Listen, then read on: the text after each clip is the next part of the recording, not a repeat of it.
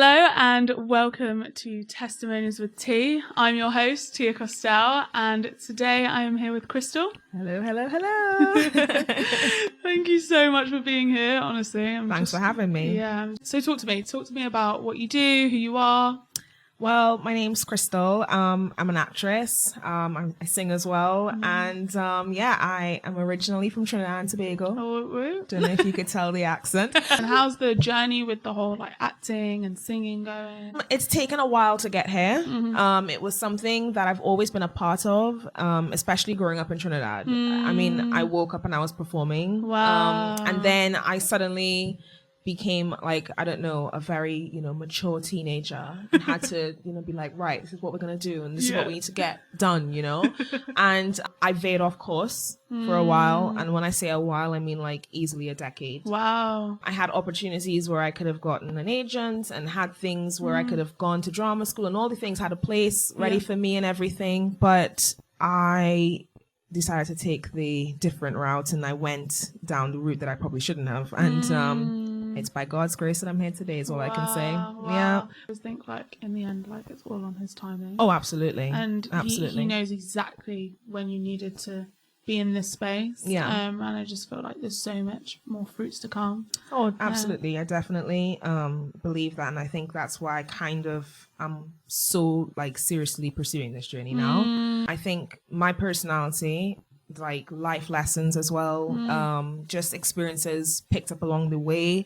I'm definitely in the right place of where I needed to be in order to make sure that I can be successful in this career now. I think if it was before, I definitely would have probably fallen out of it. Yeah. Got lost in it. Yeah. And it's so easy to, and we think as much as we can think we're ready, it's only he knows, right? Absolutely. Yeah. Absolutely. He knew his child was not ready at that time. Yeah. I would have been 16? Yeah, I'm really excited to see what God continues to do. Oh, thank you. On that journey. So let's take it back. We're going to start from the beginning. Tell me about your childhood and upbringing, especially in Trinidad, right? What was that like?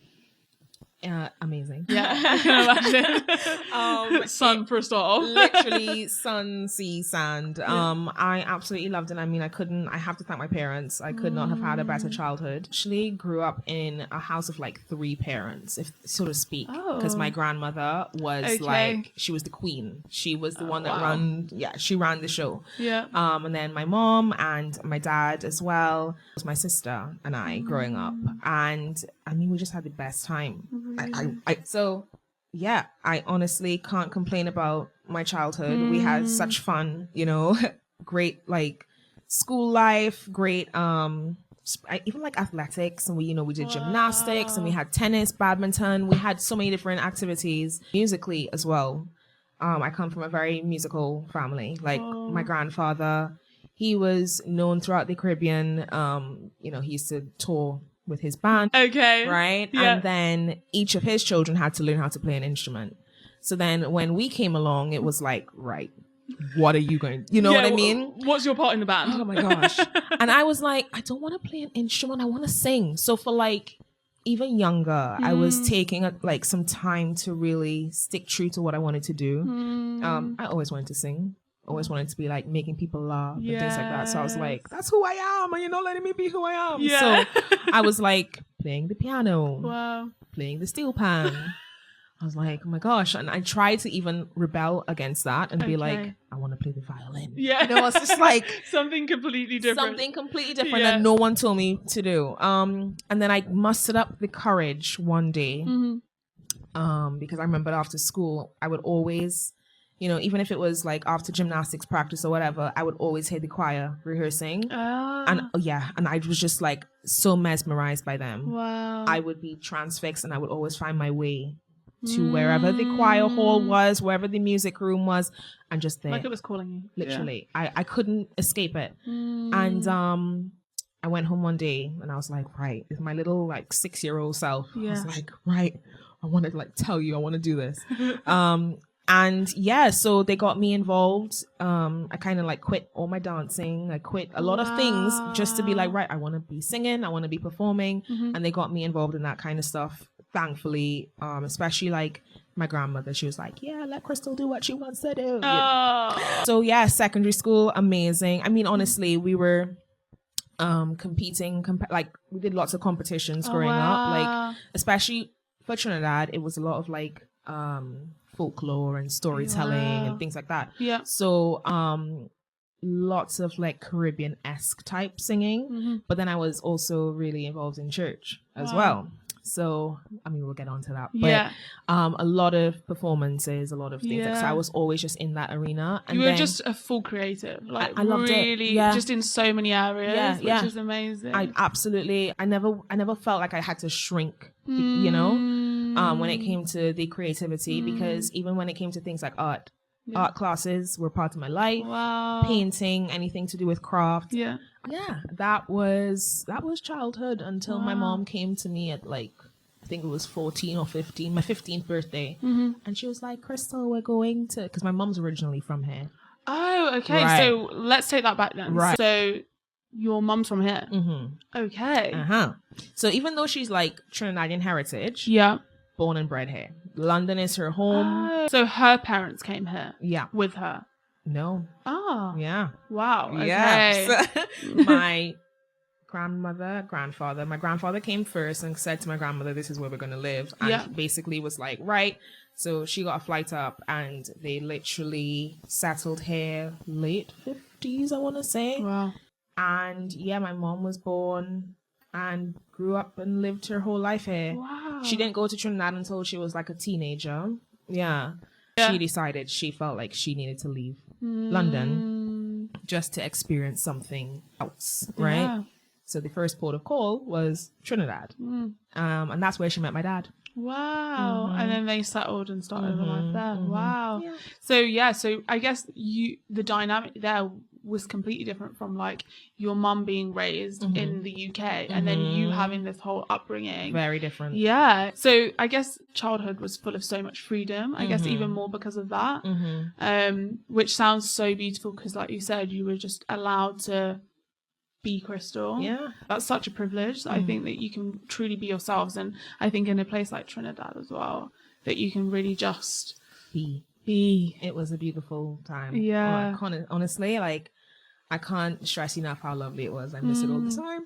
But like I think it was important because it kind of gave me the groundwork to be who I am. So the roots. Yeah, the roots. I'd say I just want to take it back to something that you said. Yeah. It was freedom, but then it wasn't full freedom because we were a very, very spiritual, religious. Okay. There was two sides to it, right? Okay. So my grandfather, even though he had his band and he was like touring and everything musically, he was a very well-known name in church. Okay. So it was like right. That came with pressure. There were some pressures. And he was like an assistant principal in one of the like respected schools. So it was very much like, you know, all eyes were always on. We, as a family, we were just chill. Yeah. There was no internal pressure. Yeah. I'd say the like pressure was more on the outside. External, yeah.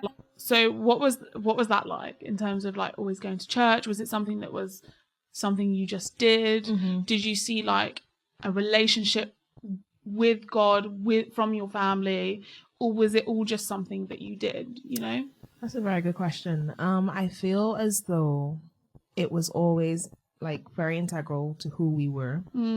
Always knew about God, always knew God existed. I feel as though as a child though, it was a bit of a scarier thing. Less so a relationship. More so like there's a big God watching you all the time, so you got to make sure and his eyes are everywhere and that sort of way. As I got older, I'd say about maybe like 12, I turned towards the relational side of it. Okay. Because as well, the conversations I guess that I was having with peers as well, we were more talking about like, why do we continue to follow, you know, this God that everyone's talking about, right? Yeah. So that's when it turned to, right, let's understand the relational side of it. See the softer side. It's not this big scary God that you need to be afraid of all the time. It's actually, he cares for you. He's offering guidance. It's not these are all the rules and regulations. And if you don't, and then as I got to about, well, things kind of changed when I moved to London. Yeah. So teenager times were a bit like, ooh, not too sure what's going on here, because I was still going, but it was almost as a thing of, you're going because you have to.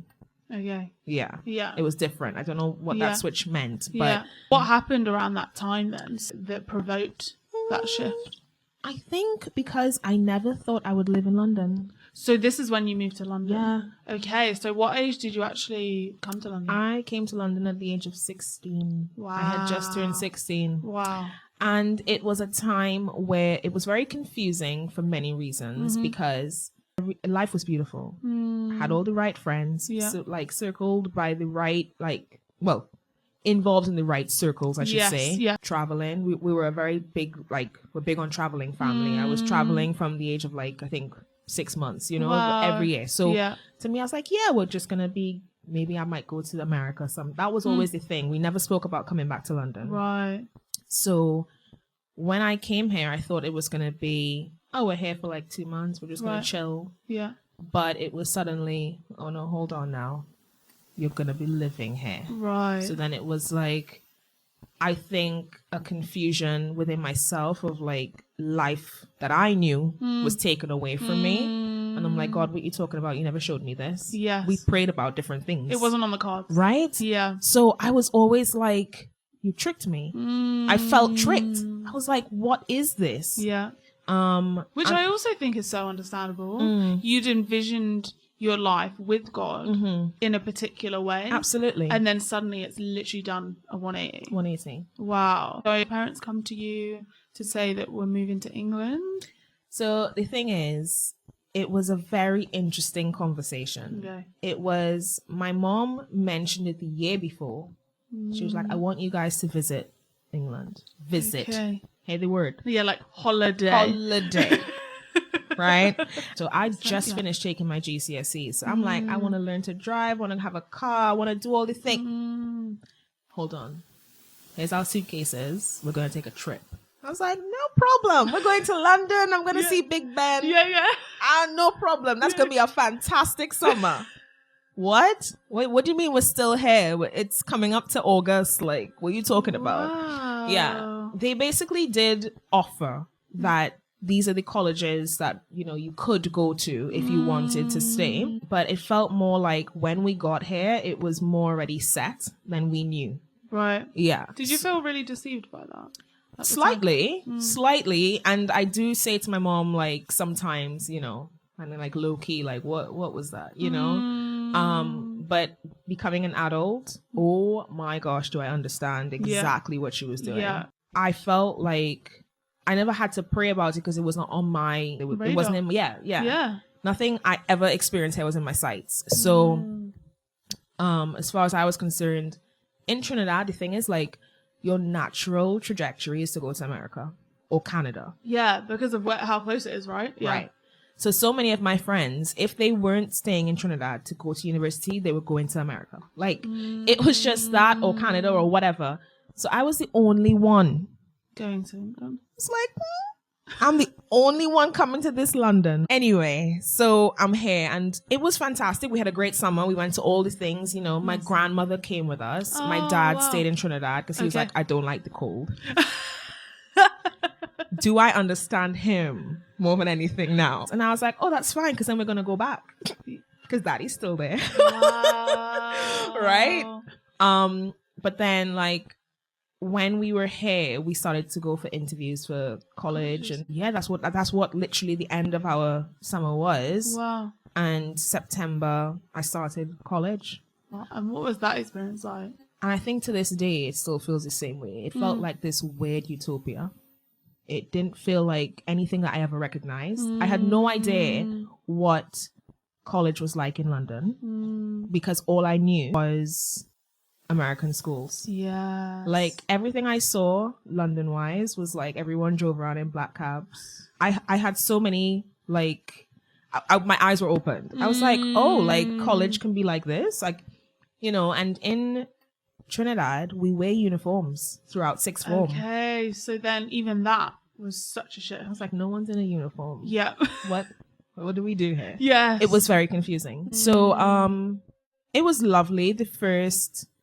I would say the first maybe 9 months. Do you feel like you settled in quite well? I'm a very chill, easygoing person. So I will make friends anywhere. Yeah. And I'm very good at like talking to a multitude of personalities. Like if you meet my friends, they're all different. They'll have an essence of something similar. Yeah. But all my friends are different. So I made friends really quickly, really easily. Amazing. Which was a blessing at the time. Which I was not prepared for. Okay. I guess because people didn't really know like how to deal with someone like me, I guess, with the accent and the everything. Okay. So it was a bit strange. But when it got cold, that's when I was having problems. I said to my mom, I was like, I don't know what your plans are, but you need to buy me a plane ticket and send me back to Trinidad. I'll see you all in a few months. I'll come check on you in summer. Send me back.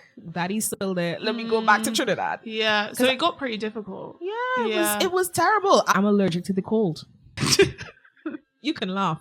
Honestly, everybody has that same reaction. Okay. No, let's just get this clear because I know, obviously, from Trinidad, Caribbean girl myself, we hate the cold, you know? So is this just like you saying I'm allergic to the cold or like... Genuine. Allergic. I went to the doctor. Oh. I break out. I hyperventilate and all the... Wow. Yeah, like reaction and stuff. A full-on reaction. Full on. Oh, yeah. The first... Okay, this is not a joke. So like the first autumn, I collapsed in the middle of the road. Like I blacked out. I did not know where I was. The doctor explained it really, really strangely, but he's basically like 1 in 10,000 people or something crazy. Like it's a crazy statistic. Yeah. Suffer from it. Wow. It's called cold urticaria. Something like that. I've never heard of that before. Yeah. Hence why I was like, yeah, you're just playing. I did not even know it existed. Wow. Yeah. So everybody's like, Christall, why are you here? Yeah, literally. I'm like, wow. Why are you here? Right? Literally, why am I here? So that's what I kind of like presented to my mom as well. I was like, listen, I'm living on antihistamines. Like, what is the situation? And she was just like, listen, there is more to this picture. Like, you need to just be patient. She obviously had her prayers that she already, she saw what I couldn't see. Yes. And I'd even say, like it comes right back to that whole image of who God is as a parent. She was that, the reflection of that. And God was guiding her. I definitely see why I had to be here. The older and older I get. So then when you came to London, did you also like find a church and automatically? That was like a straight in. I mean, like my mom, we went back to her home church, which had changed a lot. Which I unfortunately did not have a great experience at. And that's what I said earlier, where it was like my later on in life, like later teenage years, I was like, what is this? Yeah. So that was 16, 17. Because of experiences that I had that I knew weren't really great, I then had to make a decision. Because a lot of my friends were just like, this is not for us. Yes. And decided to leave. Oh, absolutely. Yeah. But fortunately, I found another church and friends that were there that, I still have to this day. And literally, it was like, if I didn't have God, I don't know what or how I would have been functioning, because this was all happening whilst in college. Drama was taking place. Right. Like drama. It was like, this new girls come and you know how girls are, like who's having the boyfriend and blah blah. And it got really toxic. It got really toxic really quickly. I ended up having like no friends, like bullied for the first time in my life. Wow. I literally, honestly, everything like in one hit. How did that affect you, like mentally? I think at the time I didn't even know it was affecting me. It's only when I got to like maybe after uni, and I had some time to be like, right, I'm finished with studying right now. Like, what am I actually doing? Like, I didn't realize what was actually happening. Yeah, you were just still going. Had to. Yeah. Right? Because as far as I was concerned, my mom said, I'm here. God has a bigger plan. We're gonna get this show on the road. Let's just keep it pushing. Yes. Right? So yeah, like I finished let me think, I finished college, and then I got into a university that no one said I was meant to get into, which again, this is why I'm like, God, man, he has been there every step of the way. And it was literally a thing where the turning point for me to be like, yeah, God is about me, and it doesn't matter what anybody else is doing, was during that time where the confusion of college into and uni, all and actually, I don't know if you mind talking about actually the church experience, because I think it's such a big issue. There's so many people that are telling me about their bad experiences in church and church culture, and that's made them leave their relationship with God and leave church and all of that, and it's so saddening. And I think the fact that you were able to go to another church and then have this beautiful experience, I just wanted to maybe touch on that a bit more. Yeah, absolutely. More than happy to talk about it. And it's something that I encourage so many people on when I hear that they're having bad experiences as well. One thing that stuck out to me was it's not about God being a reflection in that bad experience. It's about that's people. People are flawed. People have the wrong focus. Yeah. My experience was coming from a church that there was more focus on the rules, on the expectations, on the image, rather than relationship with God, relationship with who they sat next to. It was very like black and white, cutthroat. There was no love in the midst of it. There was no room. You could not be. You could not be. You could not be. Right. And it was also coming from a place that it was very much focused on what you wear to church counts, and how come you're walking in here and you're not wearing a dress or a skirt? Like, what are you talking about? Right? You felt so judged, I guess. Oh, absolutely. Absolutely. And one really bad was, I think they were having like a teenage group kind of thing, and I was like, oh, I want to, meet new people and blah blah blah. And I think I went upstairs, and they just all like looked back, like, like, who are you? Oh, wow. And the door was locked, so I couldn't get in. So I thought, like, what on earth is this? And they turned around, and it was like, oh, you're out there. You stay out there. I was dressed differently. So I thought, well, is it because I'm dressed differently? Is it because I'm new face? Worse that I'm a new face, because you should be, welcome. And I had to go and complain. I was like, luckily, you don't know who I am, but if I was someone who was seriously, I've now come off of the street and I need to talk to someone, and but you don't know who you could have affected, who you could have lost. For sure. Right. So I was very much like, this term church hurt. I was in that phase for a while, because I was like, okay, so you don't want to talk to me because I'm wearing this. Like, literally older people, generations, like coming up and be like, hey, why are you wearing that? Yeah. And I'm like, dude, like, literally, you don't even know my situation right now. And all I wanted to do was make sure that I got to be in community and be around people and worship, and, so the focus wasn't right. Yeah. And that's not God's fault. So why are you affecting your relationship with God when, someone who's just as flawed as you are has imprinted their opinion on you or whatever? 100%. That's not. No, because I think we always have to remember that, like, everyone will fail us. God will never fail us. Absolutely. But every single person on this earth, the church, the pastors, your community, everyone will fail you. Yeah. And it also made me, I think, a bit more aware of how to view people when you come into church. Like, look out for those who are walking in by themselves. Yeah. You don't know what their story is. Everyone is experiencing something. Everyone is going through, like, you have no idea what their story is.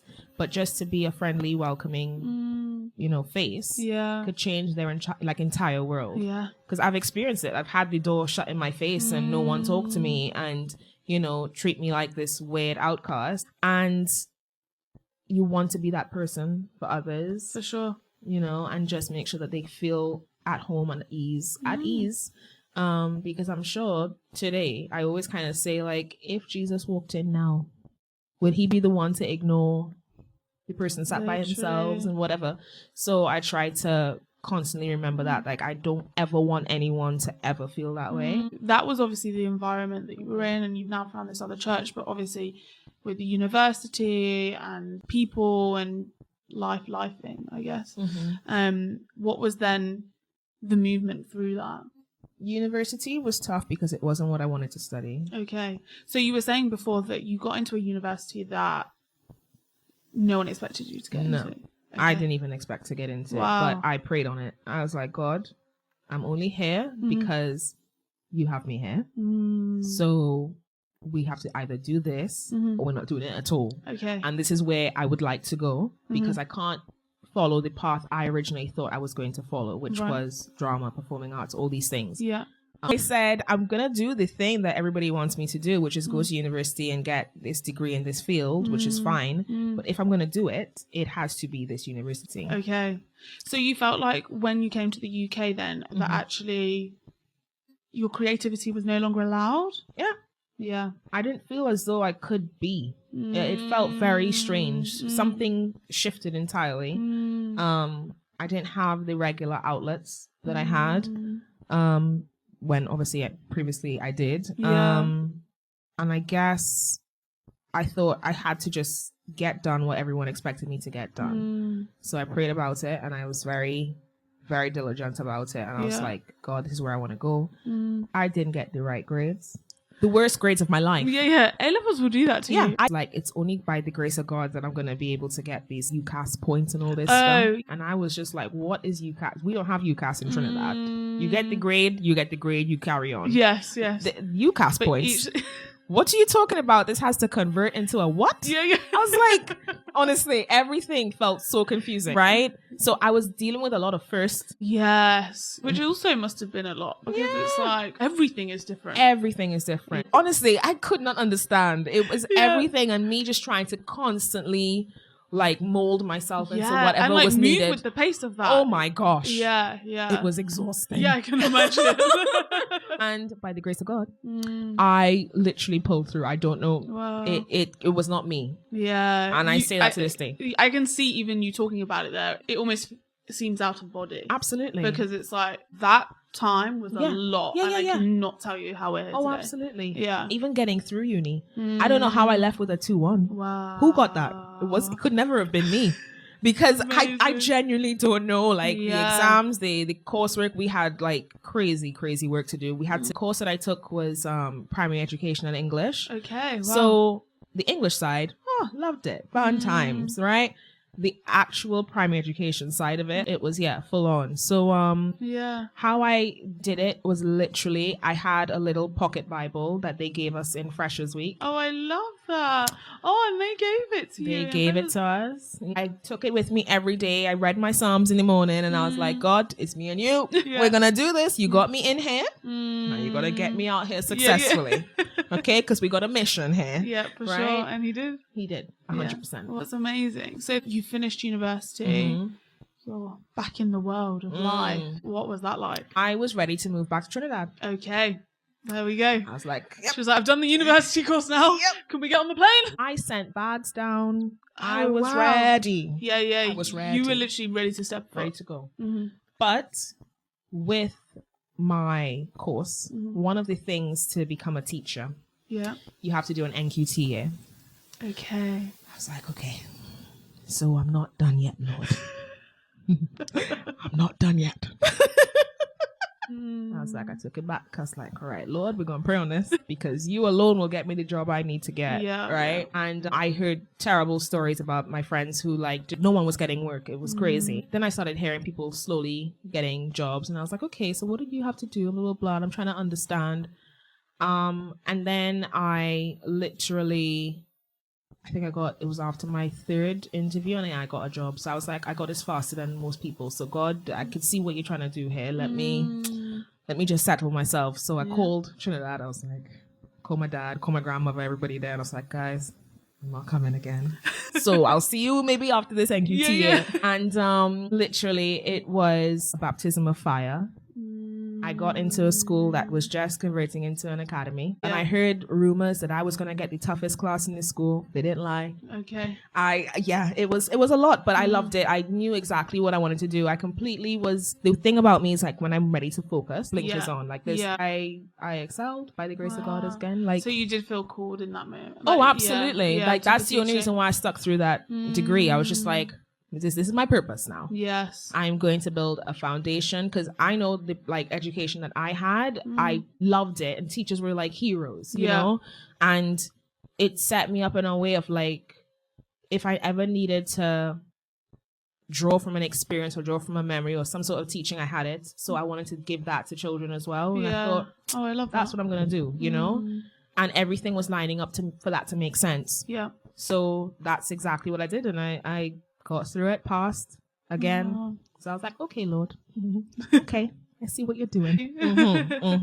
Wow. Okay. And how long did you stay in teaching for? I stayed for 5 years. Okay. And again, a lot of like really quick success happened. Godspeed, like literally, because people were surprised that I was getting a lot of the opportunities that I was, and I was surprised too, because when they kind of explained to me, I was like, oh, so I really shouldn't be doing this type of role or doing, you know, having this much responsibility. But I always felt like if an opportunity presents itself, you have to, because I didn't want to do what I did when I started college and got rid of an opportunity that I thought was rightfully mine. So I thought, I'm in a different field. Yeah. I'm going to secure this opportunity. God, go before. I literally following in blind faith, that childlike faith. Yeah. That is how I was. I was not thinking twice about anything. I was just like, that's amazing, though. I guess your eyes were so fixed on him. Oh, listen, I'll tell you one story. When I was an NQT, we had our like very first Ofsted as an academy. And I never, of course, had to deal with Ofsted. Yeah, totally. So it's like, oh my gosh, we're shaking. Like, what are they going to come with, right? Yeah. And they kind of, you know, they'd do their rounds and they'd have a number of classes that they want to see, etc. And at the time, the responsibility on myself was to lead the year. Okay. So I had to make sure everything was right. So you were like a year leader. Yeah. In my NQT year. Wow. So I was like, oh. Wow. So much responsibility. Yeah. But the kids were amazing. This is the thing. When you see the Lord is in the midst of what you are doing, I can't stress enough, like everything went beautifully. The classes were amazing. You know, we had all the support we needed. But the one thing the Ofsted inspector came and said, it's like, I can't fault the lesson. That was amazing. The children were all learning. I could see that they've made their progress. But your accent, do you think they learned what they needed to learn? Oh. Just imagine, you just told me you can't fault anything in the lesson. You can't fault their learning. You can see that they've made progress. All these great things. Yet you're picking up on my accent and wondering if they learned anything. That completely shut me down. Because I was like, I've never been told about my accent before. Yeah. What are you talking about? So I was like, God, you have me here in front of these like people. What are you talking about? How am I supposed to continue to progress if people are saying my accent? That made me think and doubt a lot of things. It made me doubt whether I could continue in the career. Wow. It made me doubt whether I could, you know, pursue anything creatively. Yeah, because everything involves our voice. Everything involves our voice. So it very slowly made me kind of like turn down myself, if that makes sense. Yeah. So going back to like going within yourself. Back to like college days. Yeah. But God sends the right people. I truly believe, you know, when you need some angels in your life, they turn up. And I had an amazing colleague who completely stuck up for me. Okay. He called like head office. They all got involved and they were like, Christall is a wreck. You need to do something about this, inspector. Wow, that's amazing. Yeah. So if they literally, they did all the great things and they were so supportive and they were amazing. And it kind of made me feel like, okay, Christall, like you could do this. People will be around you to support you. And that's the only reason why I stayed in education for like 5 years. I became like an assistant principal, like at a really young age. Like a lot of things happened that I never thought would be on the cards. Yeah. So I was like, okay, God. Okay. If this was what was happening in life, and he was putting in you in positions that maybe you didn't think that you were qualified for, but he always calls us, and I think that's so beautiful. What made you stop teaching? I had this burning sensation that something was not finished. And I really reflected on it for a while. And I felt as though if I couldn't fully give myself to teaching, I shouldn't be in it. I feel like it's that right. Children's futures are too important for you to just be here half-heartedly. So you better remove yourself and give space for someone else who can absolutely dedicate their lives, because it's a full-time thing. You know, no, for sure. The whole thing about you finish at 3:30, lie. I think I literally used to leave at 6-7 o'clock at night and still be taking work home. So it was a full-on, I was dedicated to it. But yeah, like, you know, it's a lot of time and emotion and energy. And if your heart is not fully in it, I don't feel like it's right to do it. It's not that kind of job. Yeah. So I really prayed on it, and God was like, just move then. Just move. Okay. And I left, and I didn't even have a job to go into. It was the most bizarre. So you literally just left? Literally just left. Yeah. Were you scared at the time? Well, I thought I was going to travel the world. I was like, I've got a one-way ticket all the way around the world. I know, no joke. Literally booked a one-way ticket to all these different countries. But then I got engaged. Okay. So life had to, you know, pause. Yeah. And we were like, right, what are we going to do? And God presented a job that at the time was perfect. But I still always felt like there was something unfinished. And Christall, you're not doing what I want you to do. I just always got this burning sensation. So there was once that I was actually, I think I was reading like Psalms 91, which is one of my favorite Psalms, by the way. And I am not joking. Like, in the stillness of that time, all I could hear was, Christall, why are you holding on to the little that you have when I could give you so much more? Wow. And that's me again. I was like, right, I'm not even going to think twice about this anymore. A bit of a battle internally, because I was like, God, what does that mean? What does that mean? But Holy Spirit had already spoken. And all I could hear was, you need to let go of what you're holding on to. Yeah. I could give you so much more. Wow. Right? And there's a certain peace that comes with that, because I'm not worried about where that's going to come from. Yeah. Yeah. You already told me, so you're going to bring it. Yeah. You're going to let it happen, Lord. So, and honestly, step by step, getting out of the old way of thinking and oh my gosh, the pressures and the fears and whatever, I can see God's hand move in every person I meet, every person I talk to, you know, any person that I work with on set. Like, everything is just, God, I'm where I need to be. Yeah. So. Which is such a beautiful thing as well, because I think sometimes we want more answers. We want God to give us more words, give us more clarity, or remove the thing so it's easy for us. And like he so clearly said that you just let go. And it's like, I just need you to do your part. Literally. And sometimes we can think he's going to do everything, which he can, but we have to meet him halfway. Absolutely. Absolutely. If I remained wherever I was not supposed to, what could he actually do then? I would still probably be blessed in a certain way, but it wouldn't be what he actually wants for me. And that's what I felt happened in past careers. I was blessed. Like, I completely had a relationship with him the entire time I was walking through, and like, I'm doing this thing steady with you, God. But he was like, you're not where you need to be. So you've then let go. Obviously, you've left the job. You got engaged. So then where was life at that moment then? Life presented itself in, like, you know, when I was working in education, I was also a tutor for like trainee teachers. Yes. So that's what I'm saying. I wore many hats. Like, So it so happened that one of the students that I had, their partner ran a business, and, you know, I'm a very organized person. I think you have to be in education, but it's like in general in life, I'm very much like a planner. And this has to make sense. And I want to know what the schedule is, guys. Right?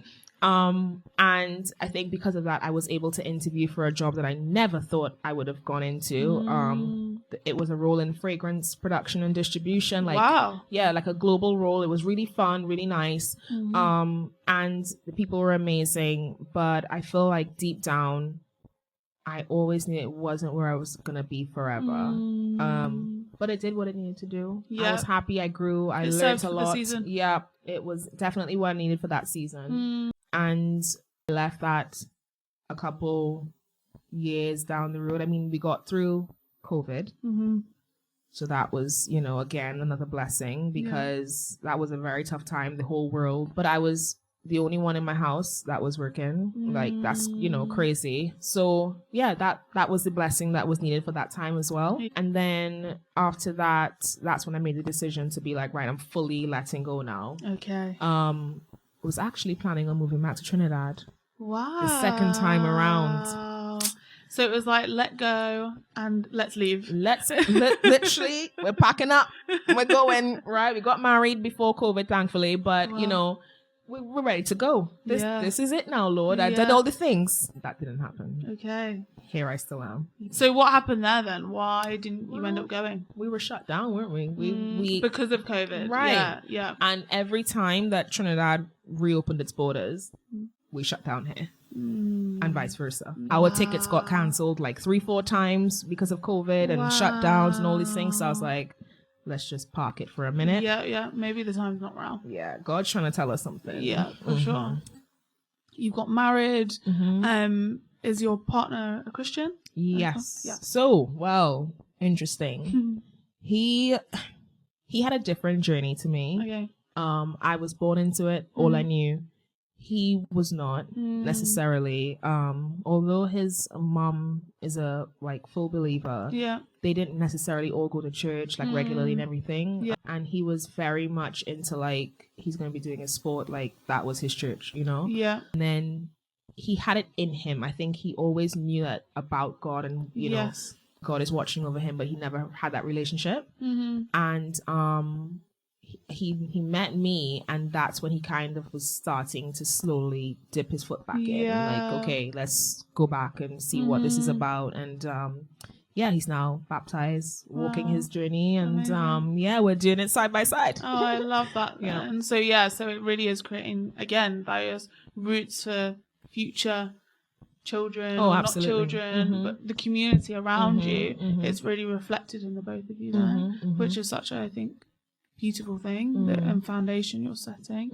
So I guess there's the relationship with God since like all of this, the post-pandemic, the meeting your husband and all of that, just grown and grown and grown. 100%. Yeah. We even sometimes when we have our own sort of like reflective moments, we kind of have these things that we do every year. And reflect on the year that passed and think, you know, hope for the future and what we want to pray for and things. And every single time there's always something that literally strikes us like, oh my gosh, hold on. That and that adds up. And hold on, if God wasn't in the middle of this, that could have happened and he saved us from this. Like he's protected us from things.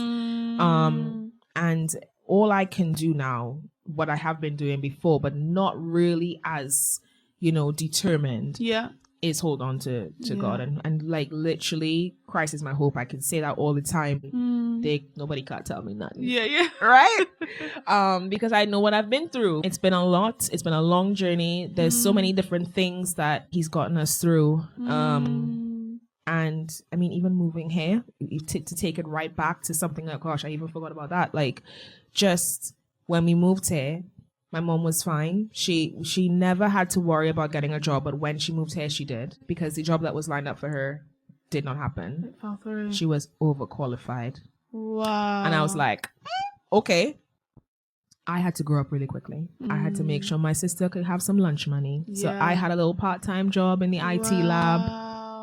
I was watching over homework club and I got paid back then £5. But I did what I had to do. And I remember that one night, my mom, bless her, oh my gosh, like, she would go to the library and we would meet her. But she literally was like, right, we got these like vouchers to go to McDonald's, and we're going to go to McDonald's and we're going to get dinner. Okay. So it's myself, my mom and my sister, and we shared, I think it was 2 double cheeseburgers, a Happy Meal, think we got like 2 mini milkshakes Okay. and something else, but that was it. Wow. And that was the last of our money. Last of our money. Who knows what, like, literally I'm thinking in my little teenage head, you know, like, I'm the only one that's working. Like, I'm 16. Wow. And my mom, you can see on her face, she's such a subtle, like, she doesn't, you will not know if she's upset, angry, whatever, until she gets to a certain point. She was sitting down there and I could see just like her mind was going and going and going and going. Yeah. And literally, she went to the cash point and she was just like, Lord, you got to tell me there's more. You got to tell me there's more. This can't be the last meal that we're having. Literally, she put the card in the machine and all of a sudden she's seeing like 4 digits. Sorry, what?